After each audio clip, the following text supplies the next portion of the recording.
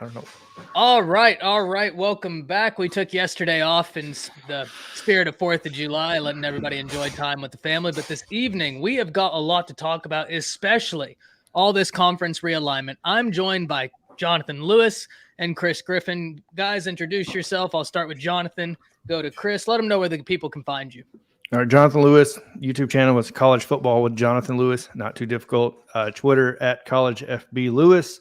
Other than that, general college football talk, Alabama fan, but I try to talk about as much as I possibly can where the hot spots are. That's it. Hey, you guys can find me at the Horns Down Pod or at Chris with a K. Look, we talk everything that is OU, the Big 12 for now, and we talk about Texas as well. So we talk about a lot of different things, the sports, what's going on, a lot of national topics or whatnot, but you can find us on any podcast, our YouTube page, all the rest of that stuff. And Yeah, man, we got a lot to talk about today. I mean, what a week. It seems like anytime you go away on vacation, that's when everything hits the fan.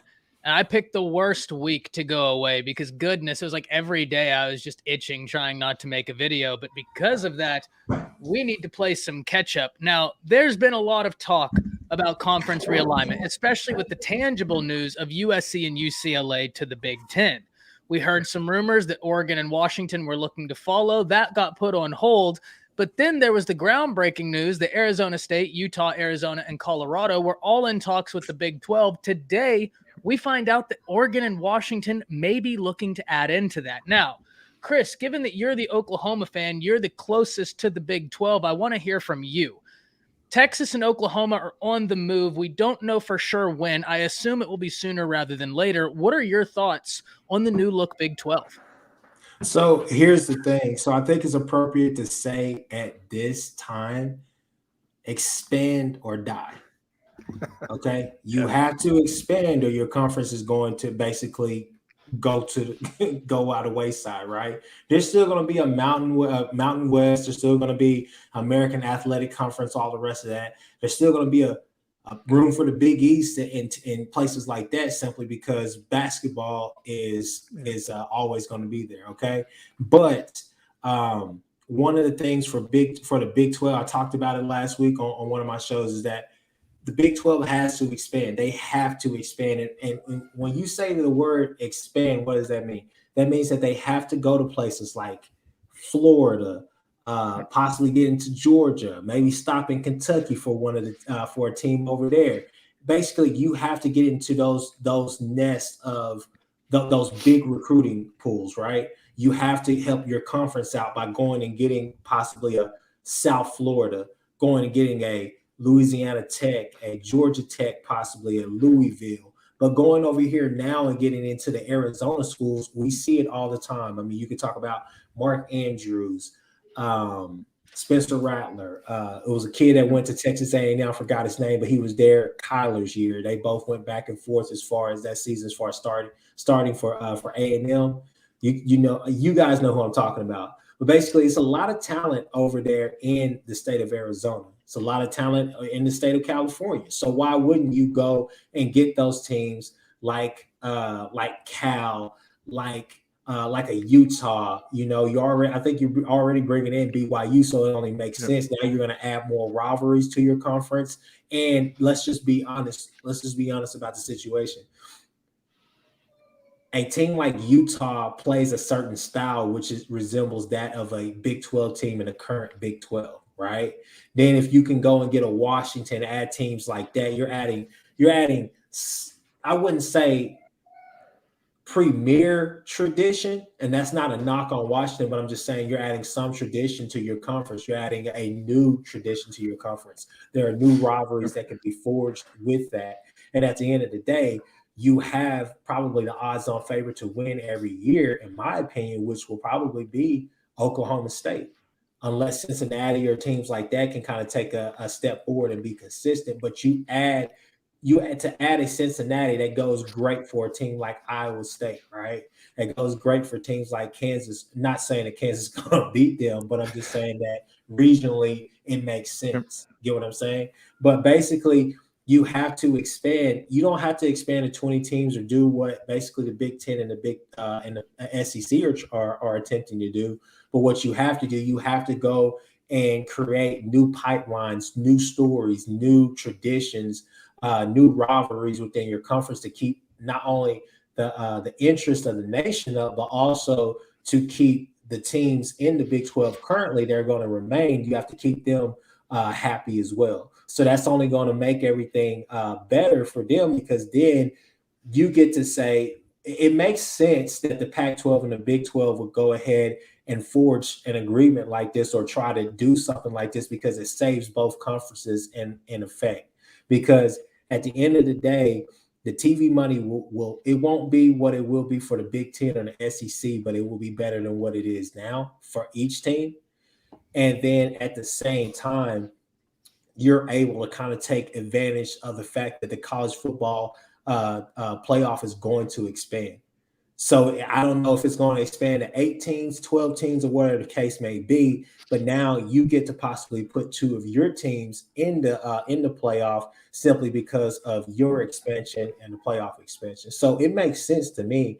But like I said, I think it's appropriate to say expand or die. So you have to go out there and do it. And it just makes sense that you would go after schools like that, per se. I mean, the Cows, the Oregon States even. You know what I'm saying? I mean, it makes sense because those teams can now. One thing that I know my uncle and I, we went back and forth about it for a long time, was simply the fact that money talks and bullcrap walks.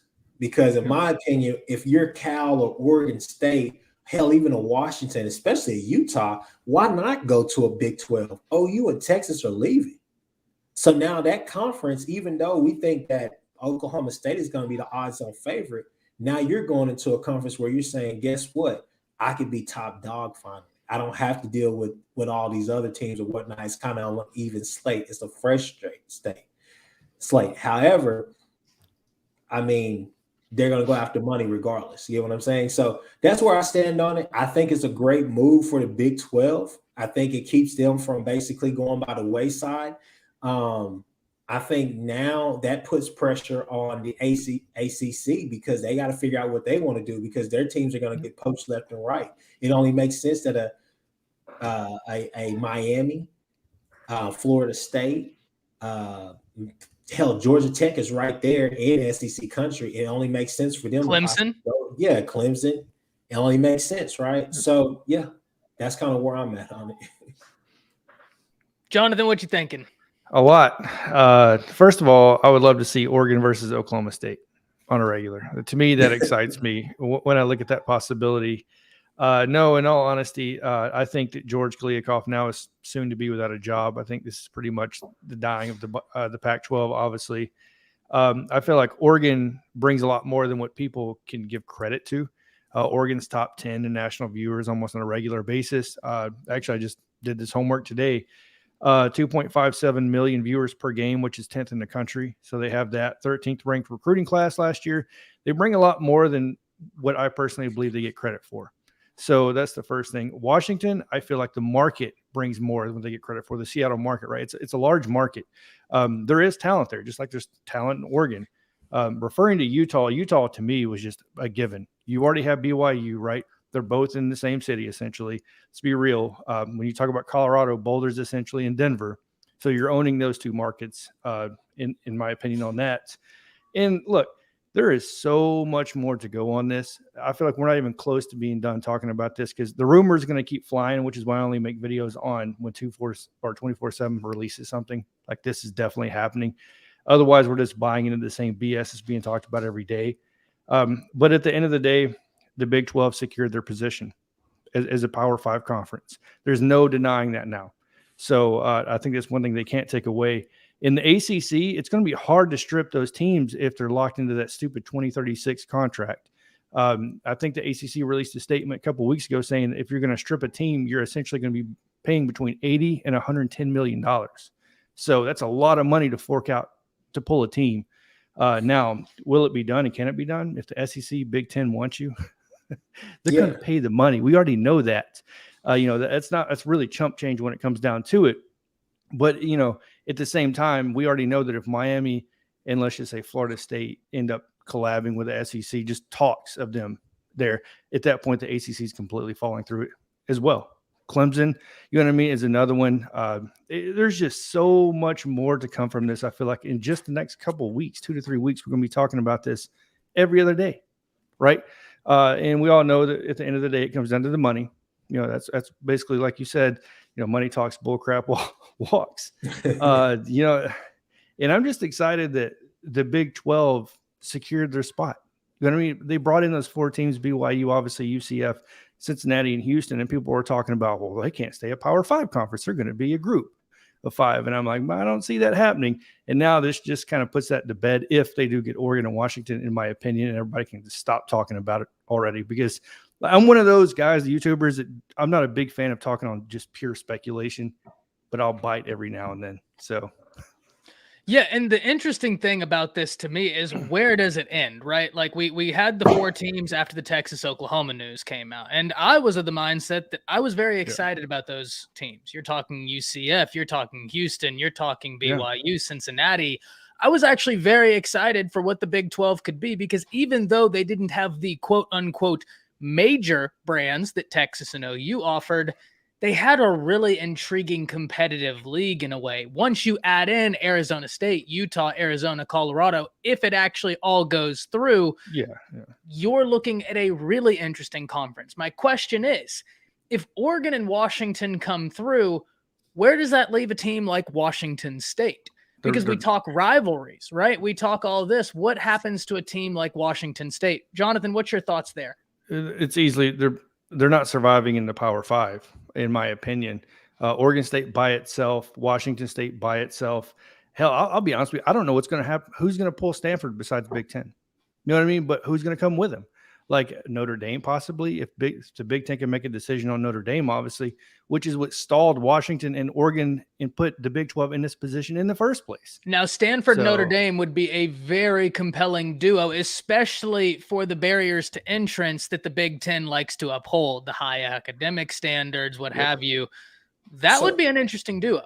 So I was going to jump in here and just say, Jonathan, if you're not done, I'll let you go. But yeah, you go ahead. I was just going to say, I said it last week. Notre Dame is the chess piece. Everybody else is just playing checkers. Yeah. Notre Dame is the chess piece. Yeah, because of what they can bring. They can go to the SEC and be just fine. They can go to the Big 10 and fit right in. You get what I'm saying? So it's one of those things. They could save the ACC. Yeah, let's just be totally honest. Notre Dame is the chess piece that everybody wants on their board. Okay, so that I think that goes without being said. I would just chime in and say that a bunch of months ago, did we not talk about possibly having like TCU and all of them basically go to the American Athletic Conference, right? They played in the Big West. They played in the Mountain West. They played in the AAC and all. Excuse me. They played in places like that. Thing about TCU, thing about like a Washington State is that it makes sense for them to go to those conferences, but they're not necessarily going to want to go to those conferences. No. So you would see them doing whatever they possibly could to try to hang on to that Power 5 title. So they're going to try everything they can to get into a conference like the Big 12. If you're the American Athletic Conference, you got to be sitting there thinking, damn, I gotta try to stack some of these teams while I can, because it'll only make your conference better too. I think that if you're the Big 12, I mean, don't stop there. Like I said, go and talk to a Louisville. Go and talk to a Louisville. Go talk to a Georgia Tech. Go talk to La Tech. Go talk to South Florida. Why stop there? Hell, go talk to Memphis. I mean, see what these teams' buyouts are or whatever. But I think that's the key piece that we don't we overlook. We talk about these TV deals, we talk about all of that, but we don't talk about the buyouts enough and consistently from like maybe every 2 months, once every 2 months, we look at what are the numbers now. You know what I'm saying? Is the number staying the same? Is it going down, or what is the case? Because Jonathan, I think you brought up a good point that, you know, the 110 mil should be chump change, but at the same time, OU and Texas are staying pat until 2025. Yeah. Right. Which we all think that they're going to be gone by 2024 at the latest, which I think they are. And that's a question that should be asked too. Does a move like this for the Big 12, does that expedite the move for OU and Texas to the SEC? I personally don't think so on the Big 12 side. The Big 12, in my opinion, wants to keep OU and Texas there for the remaining years because the revenue generated, in my opinion, is still going to be worth them keeping there. If I'm OU and Texas, though, I'm wanting to bounce. I mean, in my, me personally. Now, you talk about, I feel like this. I feel like we can all agree on something. USC and UCLA going to the Big Ten removed the barriers, the fence. You no longer worry about geographically where this team is located because now you're looking at these teams, Oregon possibly in the Big 12. I mean, look at the travel arrangements. It's crazy on its own with just one small move. In my opinion, it began with Texas and OU going to the SEC. In the mountain it's created now of how everything's changing. The entire landscape of this entire thing is changing. But yeah, that's it. Well, how many top 10 brands did we say were in the SEC with the addition of Texas and Oklahoma, Jonathan? We were just talking about viewership. 5 out of 10. 5 out of 10, right? Yeah. And then what were the numbers outside of that? Notre Dame is one. Here, so I got Independent the list. having one. I think 3 of them. So where's my list at here? Oh my gosh. Here we go. SEC has 5 of 10. Big 10 has 3 of 10. ACC 1 and Notre Dame 1. With the new arrangements being put in place. Yeah. So, I mean, you're still looking like the SEC is still sitting in such a good position right now with the addition of Texas and Oklahoma. I mean, look, the Big Ten's trying to reciprocate that move with USC and UCLA, and it was a great move. I'm very excited for what those teams are going to bring to the Big Ten. Very excited for whenever that move actually happens. I'm just very intrigued as to what these setups are going to look like, right? Which side of the division are everybody going to fall on, especially the SEC, adding in possibly more teams. Now, one team we haven't mentioned, we've talked about a bunch of teams. How come nobody's came calling for SMU? You're talking about the Dallas media market. Sure, TCU, I suppose, satisfies the Dallas media market, being DFW is one massive conglomerate. But Dallas in and of itself doesn't have that, and it is such a major sports market. Am I wrong in thinking SMU isn't capable? I think they're right there. You know what? That's a great point. I didn't even think about it. I just feel like with the Big 12, I think you kind of need to kind of expand your boundaries. Fair. You get what I'm saying? Because you already have TCU, and then you already have Houston. Tech. You already have basically you have a foot in the recruiting grounds, basically the better recruiting grounds of Texas, right? So you're already there. You're established there. You know what I'm saying? You're going to be able to get kids to commit to your school. Okay. But what SMU would make sense. I mean, if you can go get an SMU, go get an SMU. However, I'm just saying that I think that they need to expand their boundaries and kind of get out and definitely get into that West Coast market, because we've seen how beneficial it's been for Oklahoma when they've gotten the Cali Sooners or whatnot. So why can't these other teams go and do that? But like a Cal and all the rest of that, it just that adds more prestige to your conference as well, because we know what Cal Berkeley is. Let's be real. In my opinion, to be honest with you, Stanford has played Big 12 football for the longest with David Shaw at the helm. I mean, let's just be honest about it. But I mean, if it makes more sense for them to go to the Big 10. I think the Big 10 is crazy for making Oregon and other teams like that wait on to see what Notre Dame is going to do, knowing that if Notre Dame feels like they have an ounce of leverage, they're going to use it to the max, and they're going to wait. They're going to be patient and do what they want to do, which is what Notre Dame has always done, except for an emergency situation like the COVID year. So, I mean, I think that goes without being said. Yeah, they're the 5-star recruit. They're the ones waiting. Yeah, we're going to see what everything else plays out to, and we're going to see who's going to write the biggest check. They're going to, exactly. They're going to put the SEC and the Big 10 in a bidding war for them, and then possibly probably still remain independent. Yep. It's just so interesting the power they have right now in all of this, right? And someone asked a great question earlier, and I'm going to have to come back up here and find it. It was Jeremy who stated, what if the Pac-12 added San Diego State, Fresno State, Boise State, and Utah State? Could that save them? I don't believe so. And here's the reason why. The Pac-12 decided to do a move that I don't know that I quite understand for the longevity of their conference. Now, if they're trying to clear house quicker, it certainly makes sense.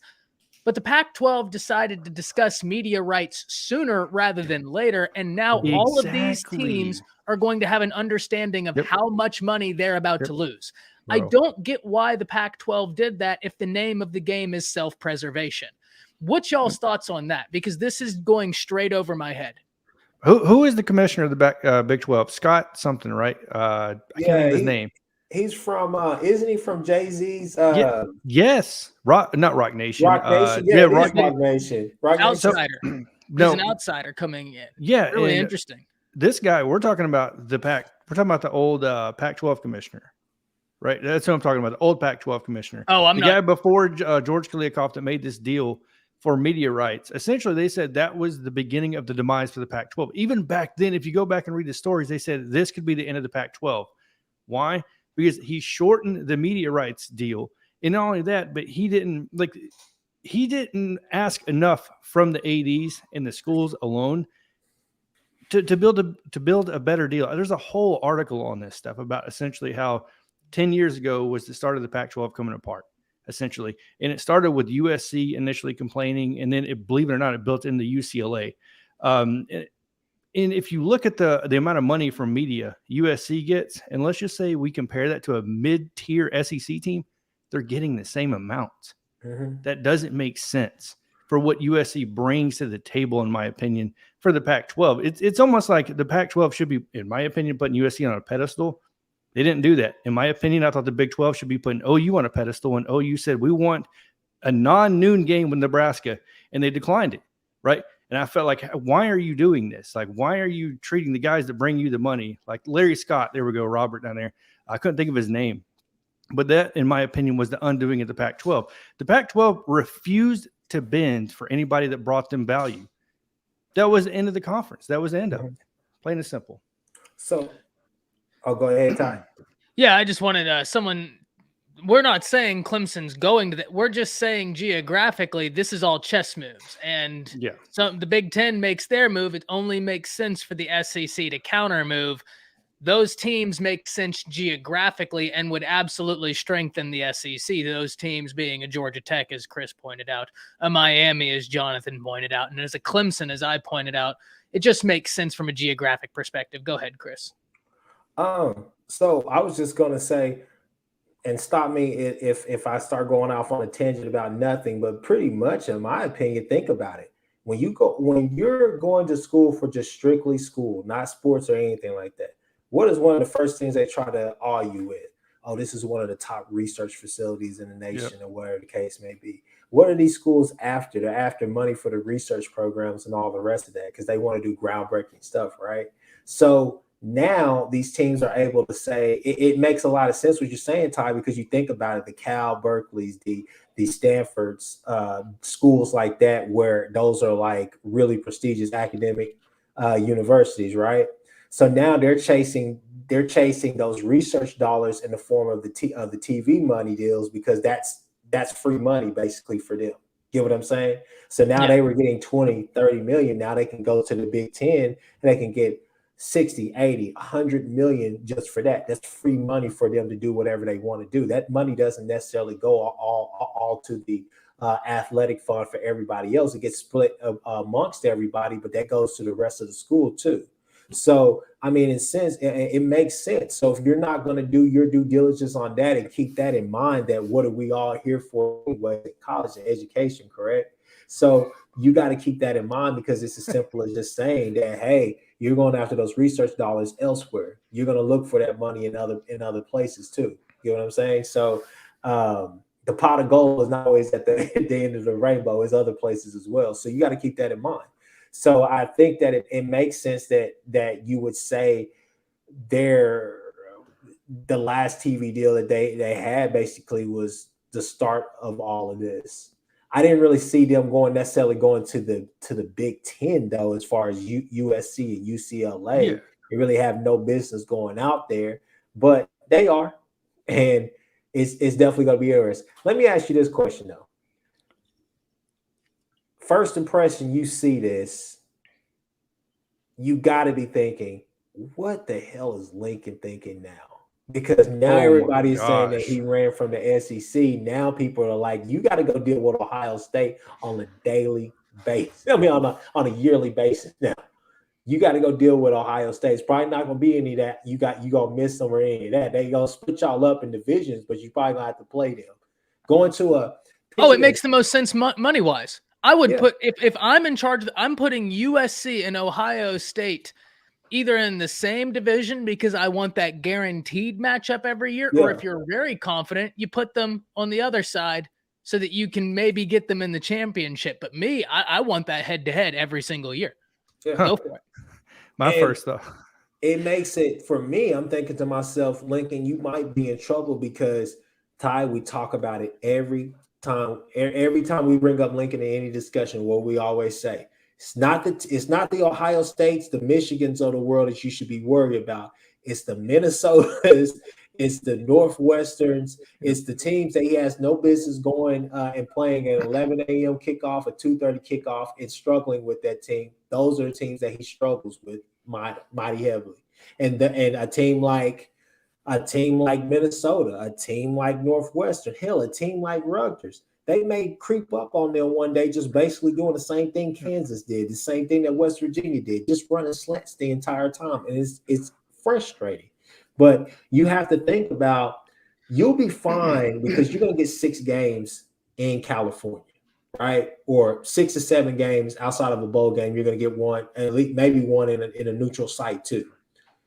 But the other 6 games, you might be playing in Happy Valley at night. You might be playing in the Big House at night. You might be playing at the Shoe at night. Hell, those games may be back to back, and you may have 2 out of those 3 games may be on the road. So you got to think about that. And also, I mean, it is something that plays into it. You might have to play them in their temperature, not yours. Exactly. And that's going to be different. Yep. Yeah. Go ahead, Jonathan. No, that was actually my number. When you say, what's the first thing that comes to mind? Michigan and winter. When you go to Wisconsin at Camp Randall, what's going to happen then? When it's like negative 10 degrees and it's sleet, not snow, but it's sleet outside. I mean, we've seen games like this. Hell, look at what happened between, what was it, New England and Buffalo last year when it was like 50-mile-an-hour gusting winds and you couldn't even throw the ball. Like you have the possibility of seeing stuff like that. And another good point that I'm going to bring out is I had a guest on my show, on my live stream last week. JJ's his name, and he works for PAC12. And what is kind of surprising is, why hasn't people reached out to Pitt? Believe it or not, Pitt is the number 1 research school in the ACC. It's not Duke. It's not North Carolina. It's Pitt. Yeah. Interesting. So, yeah, and that's starting to create a lot of conversation now as well. So, no, you brought up a good point with that, Chris, though. Yeah, I mean, I think it's a valid point to point out just about the research money. These institutions, that's a part of it. That's why they're going to seek these bigger deals. They're wanting to improve their universities, renovations, all the rest of that stuff, and they're trying to extend their program into different regions as well. So, I mean, it's not just football alone. It's other things. Yeah. It's other things too. Some of these schools, I mean, think about like a Kansas may not have the football aspect, but as far as basketball, maybe like track, different things like that, there's other sports there except for football that you're thinking like, man, they're trying to really expand and help this program out because it's their premier program. I mean, you guys just think about it. It's so interesting to me because I understand that the Big Ten wants to uphold these academic standards. I get that. But I thought that Oregon Stanford or Washington, any combination, any two of those three teams just made so much sense if the Big Ten is trying to supplant the SEC as the super conference. Because as we said, the USC UCLA move is incredibly compelling, but it doesn't move the needle enough to surpass the SEC in terms of the biggest brands. I'm not saying that they would surpass it with Oregon and Washington. What I am saying is we'd have an interesting conversation on our hands. That's where we'd be. But to leave them out in the dust just seems like a wasted opportunity. And Chris, to your point, you said this to open the show. The most intriguing thing about what the Big 12 has done in the past week is ensure their self-preservation. Yeah. And they can change that to just preserving to actually prospering with the addition of Oregon and Washington, in my opinion. But it's just so crazy to me that those are the brands that are kind of playing the waiting game right now, especially as Eric pointed out up here, saying Notre Dame is the girl on Tinder that's just there for attention, the girl at the bar that's only there looking for free drinks. And that is such an appropriate summary of what Notre Dame is doing right now. Because, I want to know from you two, I want to know from everybody in the comments, do we actually believe Notre Dame is going to move? Like, do we actually believe that's on the table? Or do we think this is just kind of a dipping your toes in the water, seeing what's there? I have to think that you have to evaluate and realize, is there a strong possibility of being two major conferences, your super conferences, NFL style league? If you believe that is to come true in the near future, we'll say by 2028 or whatever, then you would have to think Notre Dame would have to make a move. You know what I mean? Sooner than later. Now, if they buy into the fact, which I do now, that the Big 12 is going nowhere, you're at least going to have 3 to 4 power conferences, then they don't have to do nothing. Like you said, they can be the one sitting there, like Chris said, just building up the hype and not to do anything, to watch it all unfold. So that's what I believe. So, guys, if you don't mind me, I just got to point something out. That I almost forgot about. If you think about it, this is pretty effing crazy that we're even here at this point. Absolutely. Because umpteen months ago, the Pac-12, the Big 12, and the Big 10 all met. Their commissioners all met, shook hands, announced that they were going to be playing each other. They were going to do all the rest of the stuff. They were not going anywhere. And you're sitting here saying that the Big Ten commission had to be sitting there kissing his teeth and just laughing, basically laughing hysterically in his mind because he knew what was happening. Because there's no way that you could tell me that USC and UCLA just thought, oh yeah, hey, we want to come to y'all. We want to come to y'all conference. Cool. And then overnight, they're like, yeah, let me call everybody. It's like 3 a.m. in the morning, but let me call everybody real quick. Hey, we'll have a decision for you by 7 o'clock this morning. It makes no sense. This had to be going on all along. It just makes no sense because you're not going to sit here and tell me that the Pac-12 commissioner is like, oh yeah, our conference is like, oh yeah, we're going to lose probably the 2 biggest brands outside of Oregon in our conference. Well, the 2 brands, you're just going off tradition alone, the 2 brands in our conference. We're not just going to lose those overnight, and then everybody else is just going to go to the Big 10 or to the Big 12 or whatever the case. It just makes no sense. So I definitely think that that's something that has been glossed over in the grand scheme of things, that they met at one point in time and basically came out with some pact. And now it's like, was that pact even real, or was that just a facade? Yeah, and who else better to do it to than a first-year commissioner, George Kliakoff? Yeah. Just took over the Pac-12 when this meeting supposedly happened. I think he was there for maybe a month. Then they had the alliance form, and we knew, and I think they kind of knew, like you said, because the ACC couldn't do anything at the time anyways because the whole TV deal is still in place. So who better to do it to than the guy that's probably going to be the most vulnerable, and it's going to be George Kliakoff of the Pac-12. Yeah, and look, I want to get to some comments real quick because we've had some really good questions be asked. Lord Sin Eater made a point that, Jonathan, you and I talked about yesterday on your video. Guys, if you haven't seen that, head over to College Football with Jonathan Lewis. We did a joint video talking about this topic yesterday before the Oregon-Washington news really came out with the ferocity it has now. But during that, one of the things we talked about was how there's kind of been this misdirection where the college football playoff expansion was at the forefront, and now we've had this giant misdirection. Sin Eater points out that the playoff is the big deal in all of this. And that was the point that Jonathan and I were getting to. And then he goes on to ask the question, what if the SEC and the Big 10 decide to have their own playoff? This is the intriguing thing, because depending on what the ACC does, depending on what the Big 12 does, we absolutely are moving towards super conferences. Whether that's 3 or 4, I don't know, but moves need to be made. The playoff structure could change dramatically. And someone else kind of piggybacks off that question. Mike says, will Notre Dame get locked out of their sweetheart deal for the college football playoff? Exactly. If so, they have to join a conference.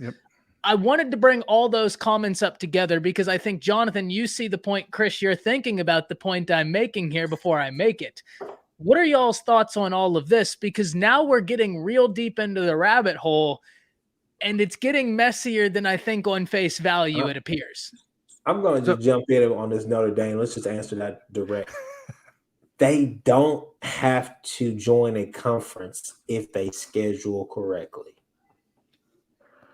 If they schedule correctly, because they play an independent schedule, so they can play whoever they want. If they schedule correctly, they don't have to do that. But all the ACC stuff, it goes out of the way. Your non-conference is going to look totally different. You're going to have to go get somebody from the Big 10. You're probably going to have to go and get somebody from the SEC, right? So you're going, I mean, you could you could have a soft part of your schedule. You can still play the Eastern Pacific University, right? You can still do that, but you're going to have to go out there and your non-conference is going to have to look really good going into kind of the heart of your schedule. You can still keep USC on there. You can put Michigan back on there. You can do things like that. But you have to have your schedule looking pretty damn good. You just can't go in there with a cupcake anymore, because now 2 lost teams are going to have more of a principled argument. Let's say Georgia is out there dominating, and then they lose to a LSU and an Alabama, but somehow they make the championship game. They win that game, or whatever the case may be. And let's say Notre Dame is undefeated, but Notre Dame played, let's say they played Wake Forest to start the year. They played, their non-conference was Wake Forest, let's see, UTEP, UTSA, right? And then you're like, okay, well, Georgia played Oklahoma to start the season, right, in conference matchup. Then they played USC. Then they came home against South Carolina or whatever. And then, they obviously they had like Furman or whatever towards the end of the season, like the SEC schedule is. Well, you're still going to say, well, their first 3 games were way harder than what Notre Dame played. And then you're still going to look at the meat of their schedule and say, it's kind of weak. But if Notre Dame has scheduled right year in and year out and be able to meet that and do what I guess Notre Dame believes they can do, which is win, they don't have to join a conference necessarily per se. I just don't see them having to join a conference if they don't want to. But they have to meet the full criteria. There's no room for error, and it still goes with that. You can call it a sweetheart deal, but it's not. You lose 1 game on this schedule as Notre Dame, and you're out of the playoffs because you don't have you still don't have a championship game. Well, and they've left a bad taste in the mouth of the playoff committee one too many times. And I get it. Everything's supposed to be a fresh slate, but we're human, right? Yeah. We've seen the same thing multiple times. It hasn't changed. And we got to understand something. We're only talking about the current playoff format that's going to run out 2024 to 2025. At that moment, if the SEC has their only playoff, let's say they're having their playoff system, or by then we're going to a 2-conference only playoff, nobody has to allow Notre Dame in, because who's the governing body running this? It's no longer the NCAA. Yeah. They're out. It's going to be the conferences. So nothing says Notre Dame is allowed in. So we got to think about that. Like, we're all assuming that things will be patched up beyond 2025. The alliance was started for the expansion. And what has it led into? Them poaching each other, leading into their own conference expansion, not the playoff expansion. They're eating each other alive, in my opinion. In the SEC, in my point, and the Big 12 at this point is now sitting back and laughing. In the ACC, going, well, now what are you going to do? Somebody's going to be left out in the dark at some point. And, you know, who's going to own the playoff system? You know, right now, the NCAA is still the one that chooses, right? If you read, go to Wikipedia, whatever it is, the NCAA recognizes this champion. That may not be the case in 2024 or 2025. We may be looking at something else. So go ahead, Ty. Well, no, I think you and I were about to make the exact same point. The NCAA is really an unknown here, and that's a factor that I haven't heard a lot of people talk about because they are on such shaky ground. Yeah. How the hell did it even get to this point? You would think that all of this realignment stuff would have to go by them, but basically it doesn't. The SEC, the Big 10, the Big 12, all of them have bypassed them and said, you know what, that's not happening. You want to know why? This has exposed something that I think many people feared. Some people whispered. Not many people said it outright. But this reveals that college football never was really ran by the NCAA. Exactly. It's run by the media contracts. Exactly. And who are the ones really negotiating the meat of these media contracts? The conference leaders. Yep. So the intermediary of the SEC is no longer required, right? Chris, to put it in legal terms, you no longer need anybody to hold anything in escrow. No. You got right there. You're right there.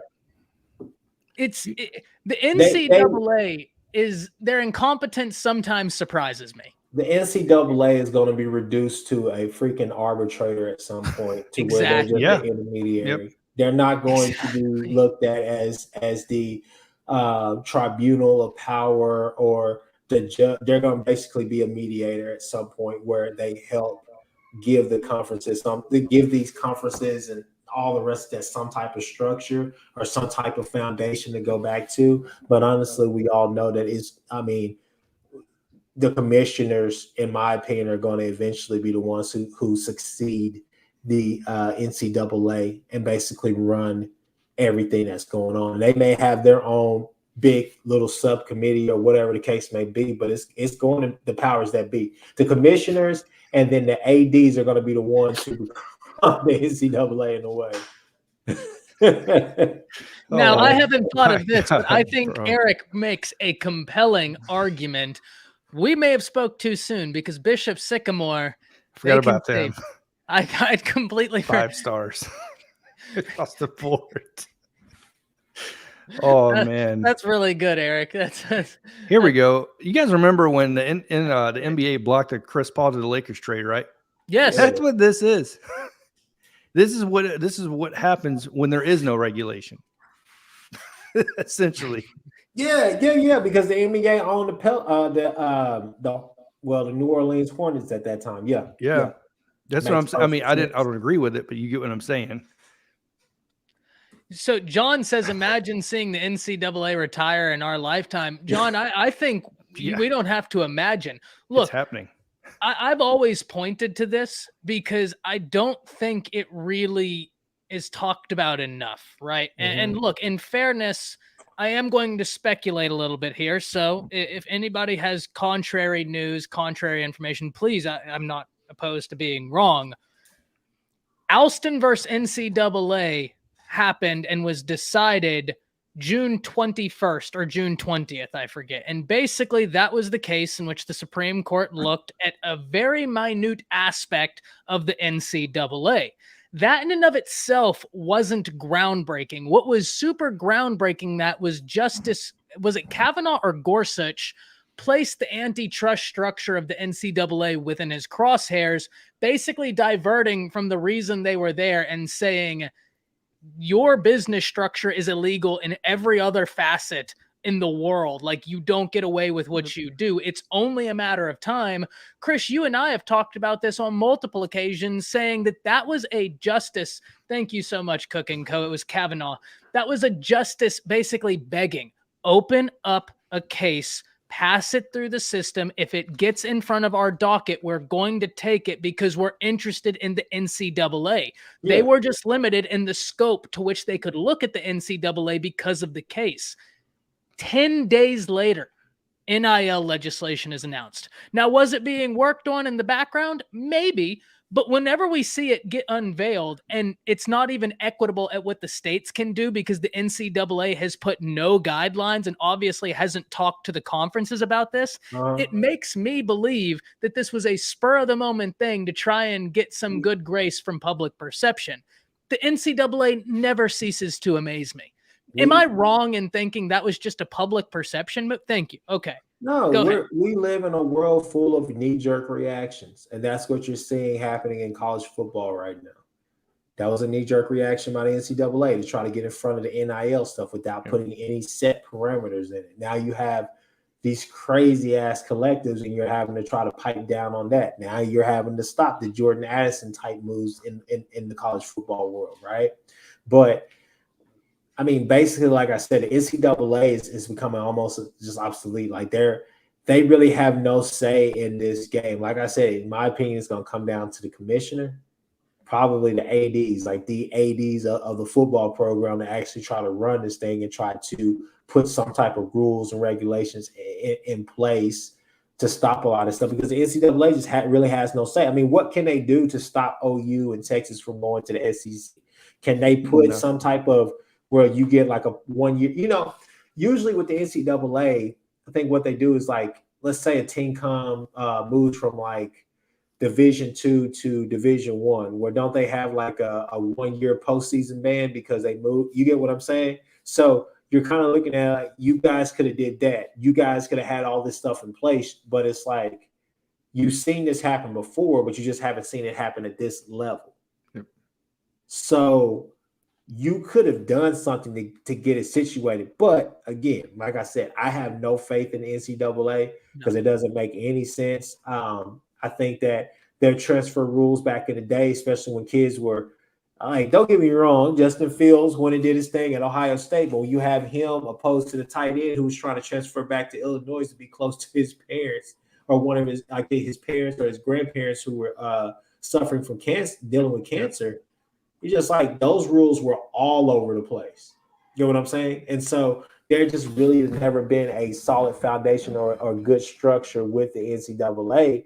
And Ty, you already know how I feel about the NCAA because they kept was Trajan Bridges out that season. I feel like he would have did some work, at least for that year. But it's how the NCAA has allowed things to get here is almost impressive, right? Like we could almost teach a class in what not to do and use the NCAA as a guideline and could write a line by line. And okay, this is the first step in what not to do. Turn the page. We're still on the NCAA. This is the second step of what not. It's halfway impressive that was a quote. I know they're not a literal governing body, but they were kind of college football's governing body, for lack of a better word. And to see the inaction is just incredible. At this point, and everybody in the comments, you two, is it fair to say, I think this is fairly obvious, but as all things, it needs to be actually voiced. An individual like Greg Sankey has far more legitimacy than anybody at the NCAA. Fair or not? 100%. Okay, that's exactly what I thought. He's in action. Yeah, he's not stepping by the wayside. He's putting his front foot forward. Like he's stepping forward here. He's the one saying, if the college football expansion talks are going to stall with the alliance, we're going to have our own playoffs. Look at what he's doing with the media deals. He's already talking to ESPN. This guy is taking everything he can and pushing it forward because he's realizing everybody else on the alliance side, especially the Big Ten with the playoff expansion talks, we're sitting on their hands. Plain and simple. Yeah. Chris, what do you think about that? Do you think Greg Sankey, commissioner of the SEC, has more legitimacy than anybody at the NCAA? Hell yeah. Yeah. He was able to get, I mean, let's be real. UCLA, USC, Texas OU. Exactly. He got the biggest steal out of it with nobody even thinking about it. They have been talking about this for years. They just needed to have the right move and the right people in the situation. Greg Sankey was able to get that situated. OU, let's be real. Now, don't get it twisted. This was a big shock that we finally pulled the trigger on it, right? But OU had been flirting with the idea of going to the Pac-12, possibly the Big 10, but the SEC had always been there. It made the most sense that they were ever going to move to go to the Big 10. It didn't make sense to go to the Pac-12 or the Big 10. But OU wanted to move a while ago simply because the TV deal and just other things, they were not happy with the conference. There was a lot of things. And you can say the same for Texas. But Greg Sankey was able to make boss moves, chess piece type moves like we talked about with Notre Dame. He made all of that. Let's just be real. But I mean, Greg Sankey probably has the most influence in college football right now because the SEC is what it is. Yeah, and that's where I was getting to, right? Greg Sankey has put himself in a position where the NCAA, they've allowed an individual in a conference to supersede them in terms of views of legitimacy. Once again, truly impressive stuff. We could teach a class on what not to do. You could go back to just a couple of weeks ago if you want to really think about it. Greg Sankey was the one that reached out to Jimbo Fisher and Nick Saban both and told them to shut the hell up. Just to stop doing this. He's proactive in every part of the SEC. That's what he does. So a lot of people don't like it, but he's doing his job. Yeah. Now, here's one. Why isn't the NCAA just what we call the group of commissioners, ADs, and presidents? Because, Eric, that would make sense. Exactly. You're right. It makes too much sense. That's the problem. That's the issue with that, is it makes sense. And we can't do that in college football. Now, look, we talked about the PAC and how that's, I think, inevitably dying. We've talked about the Big 10 trying to position themselves. We've talked about the ACC. We haven't really talked a whole lot about the SEC. Does the SEC make any moves now because of all of this? What does the SEC do? I'm interested in hearing from both of you because I can't see Sankey sitting idly by. Chris, go ahead. Oh, the first thing they got to do is get rid of Vanderbilt. Got to get rid of them. I think what you do if you're the SEC, Poor Vandy. what you do if you're SEC, you got to expand a little bit northward. Got to go. And what I mean by that, I saw UNC, which I was like, really? UNC? But the must-haves, you got to get Clemson. You got to get Clemson. You got to get Miami. I mean, I'm gonna be real with you. I don't really know if it does anything for you, but you got to go and get Georgia Tech just to keep all these other schools from meddling in Georgia. I mean, don't get me wrong. There are gonna be some Georgia kids that leak out, but you want to keep all those kids in the SEC. You want to shore up that anything in Florida, anything in Georgia, you want to have that school. So, I mean, that's just kind of my opinion. You want to lock down on those schools. Hell, you might even go yourself and say, let's go get Louisville. You might even say that just simply because you just want to lock down the heart of the SEC, the Kentucky, Floridas, Georgias of the world. You want to be able to lock that down. You know, you want to have the premier schools in those states because that just adds even more credibility and just more. It adds more fuel to the fire, right? But you got to go get Clemson. You got to get Miami. You have to. Jonathan, what's your thoughts?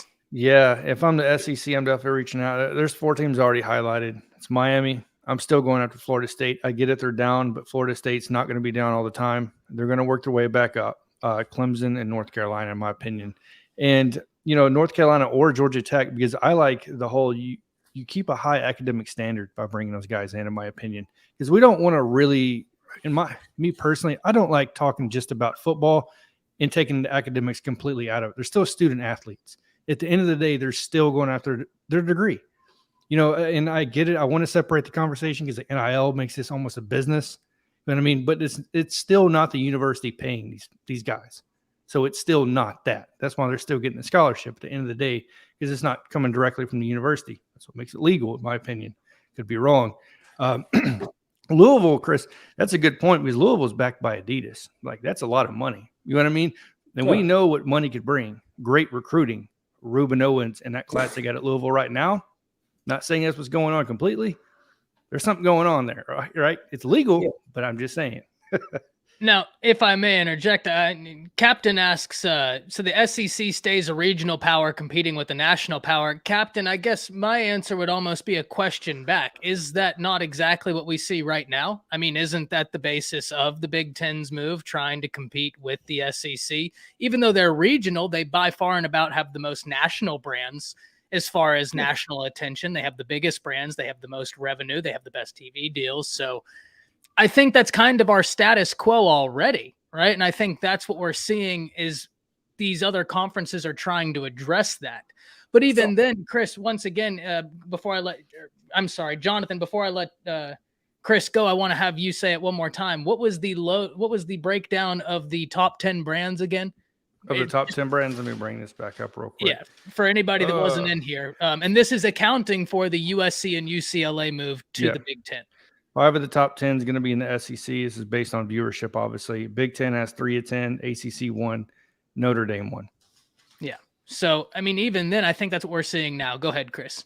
So I was just going to say, something just popped in my mind. I'm sure you guys may have talked about it, may have thought about it too.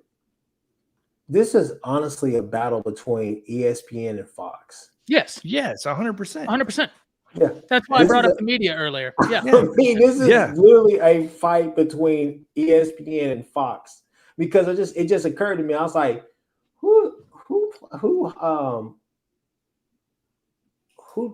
has the TV deal with Fox? And I was like, the Big Ten, oh snap, the Pac-12. Yep. So it makes sense because everybody gets to stay with what they're trying to do, right? And Fox is I didn't realize this, but Fox is out there in LA, so no wonder why they were pushing this whole Lincoln Riley USC move. So it makes sense. So this is basically kind of a bidding war for them trying to gain dominance. And Fox, I wouldn't say ESPN kind of faltered a little bit through the years, and Fox gained ground, but I mean ESPN by far is still superior. And I mean ESPN and I don't necessarily know if they go away. I mean, CBS is still going to, those CBS games are still, great, always great to watch, right? But at the same time, ESPN, I don't know. I mean, it's just crazy. That just popped in my mind. I didn't even realize that this was really a kind of a war between those two companies. Now, I could be wrong, but didn't Disney have an attempt to buy Fox Sports not long ago? To where they tried to. Yeah, they tried to own both conglomerates and then wouldn't sell. Have them compete. Yeah. Okay, that's what I was thinking. I don't think that that would have been crazy. Right, yeah. Force competition between your own brands so that you profit hand over fist. Yeah. Now, one of the things that's super interesting, Hummus points out the Big Ten has Ohio State, and that, depending on where you look, is the biggest brand in college football. And look, viewership, nobody, Hummus, will deny or take anything away from Ohio State. I think there's nothing to be said there, right? Anytime we're talking about the Big Ten, Ohio State is spoken for, understood. I mean, they are what they are. And Hummus also makes a very interesting point here. The Big Ten has 2 of the top 5, and if they get Notre Dame, they'll have 3 of the top 5. But I don't know how much we believe Notre Dame is willing to move. That's the interesting thing. But at the end of the day, someone also, Nick brought this up right here. Everyone was saying the Pac-12 was dead when Texas and Oklahoma bolted to the SEC. Now everyone is saying the Pac-12 is dead. Not so quick. The Pac will survive. Do we believe this? Because I think that the Big 12, even without Texas and Oklahoma, still had more compelling brands than the Pac-12 without USC and UCLA. Go ahead. Ty, it's not just because of the brands, but look location-wise, regional-wise. Where's football more popular at? No, for sure. Southeast, yeah. You go out there to the Pac-12, they're I mean, you see, especially when they're down, because, prime example, OU 2020, the year that Jalen Hurts was the quarterback. You go to UCLA, that thing looks like it's really a home game for OU. I mean, OU fans travel well anyways, but I mean to really be that limited on fans, like that's crazy.